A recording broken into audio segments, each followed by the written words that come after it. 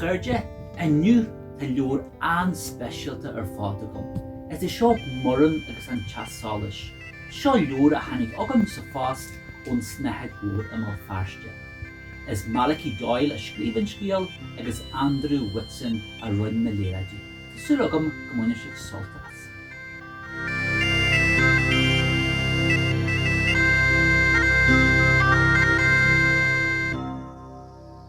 Muireann agus an Teach Solais le Malachy Doyle agus Whitson.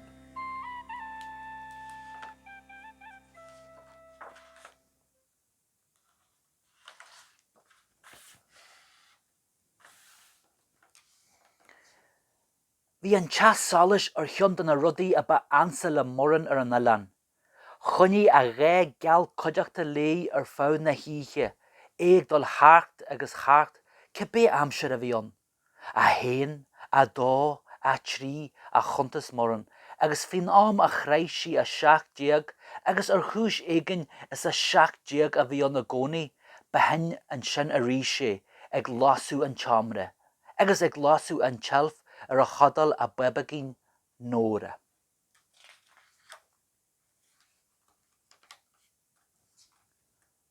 A oíche a bhain mhúscail Muireann agus bhí rud éigin mícheart, iomlán mícheart, a héin, a dó, a trí, a 4, thoise sí a chuntas, a nuair a chraith sí a 7 ní raibh solas an fós, a 8, a 9, fiche, lean Muireann orthaí ar ogla na hogla, faoin am a bhain sí trotha amach ba háil ag an ineag a bhí sí, agus bhí an sreidhvála daratha, bhí an chuan daratha, bhí an airige daratha, agus an Teach Solais ní móna gurb éidir le é a eiceal.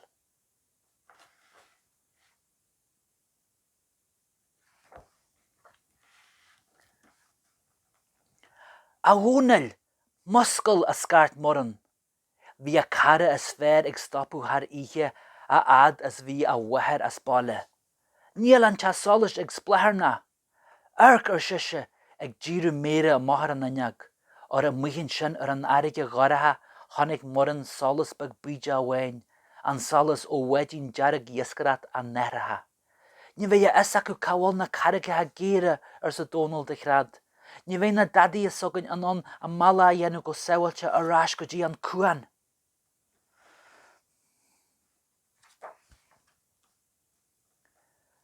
Fannigín seo a feistí ar sa maithar warinne nuair a mhúscail siad agus duine an Scéal dí. Raibh me síos go balla an chuan agus lásaí mé tíine chun iad a chráú na bhaile. Sé a cad faoi héimeas fadaí ar sa Muireann. Bhí an dúil aici a gimadaí an Teach Solais. Ní ligí sé chiad an solas muchu. Cai go rud éigin cear. Tá an ceart agad ar sa mamaí. Ba chóir do rinne éigin arc an bhfuil sé ceart go leor. Raibh me dúine na raibh a Dónall ar sa Muireann. Rug sí ar nóra a bebagin agus síos na céimeanna éimid lá de rí, go dtí gur tháinig siad a ad leis an chosan cara a chuige an Teach Solais. Bé tú geart a Dónall ar sa Muireann, lean meise. Bhí an airige ag lapadal ar an mutaisí a lean siad a ré. Ní raibh an dara ré acu.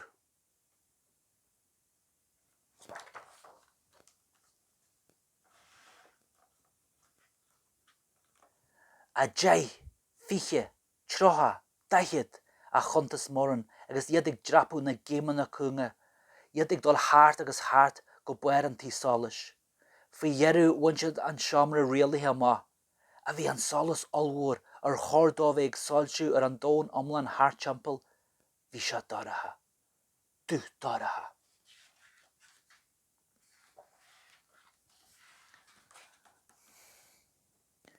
Ní raibh tinne a maithre le feiceal agus a muigh ar an airige uair híos fiche ní aici Muireann a spotta bag buide a solas ó bháid na nethratha. A caró sé anois, an ró sé níos congarí do na carraigethe. Bhí ag Muireann go mó orthaí féin agus ar Dónall gé an Teach Solais a lasú ríis. A cin dói. Arc a bhórann a bheith Dónall. Hall an seo ar sa gúth lág, Sémas fadaí a bhíon, é na chrap ar an orlar. Go dtí a hálar sa Dónall ag brastú nonchaige. Na bach lumsa bheith, tarann an luachháin ar sa sémas fadaí go carsanna. Sé a cé acu luachháin a dhéafrí moran, tá go leor acu on, a bhí sémas fadaí an na hásta ríist. An sin, chonig sí é, a bhád os a ceann, luachháin mór leidir dearg. Sin é a bhéic sí, cai gur bé, harann sí caiir an nonchaige. Chur sí stáil ar an gaiir, a go fáil héin ní raibh sé aird go leor. Níl an am ar bí feice agan a Dónall, sin thugam nóra, chaid moran an babagin ar an luachháin, agus ar bhealach éigin lúb nóra a leabha bog a háirtaí. Harann moran áirí a ríis agus a ríis a ní raibh sí abalta bingú ar bí a bhaintas an luachháin. Caim a tarann níos leidir ar sa Dónall agus fuair sé grim ar wata sí warinne. An sin harann Dónall moran, harann moran nóra, harann nóra an luachháin agus plamp.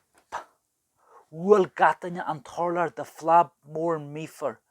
Tháinig moran splancarnach nuair a lás an mórthalas os a ceann a ríis, ag líonú an dónastí is a muí le giile, agus an sin ruid a súla.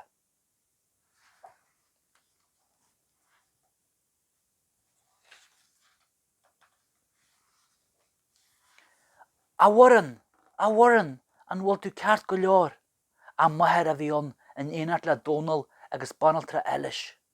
A bhhamí, cén dóia, rí Dónall cróga a ráis chun muide eil ar sa mami, agus tá malú mór tailte ag an bhirt agah. A bé gur lás sibh an solas, níl isagam go dé a heitiú má. Agus nuair a bheith eise líon na huire ar sa moran. A cad faoi Daidí agus Daidí Dónall. Tá sé ag teatasteas a chuan an ar sa mami, seolann síos chun castal áthú.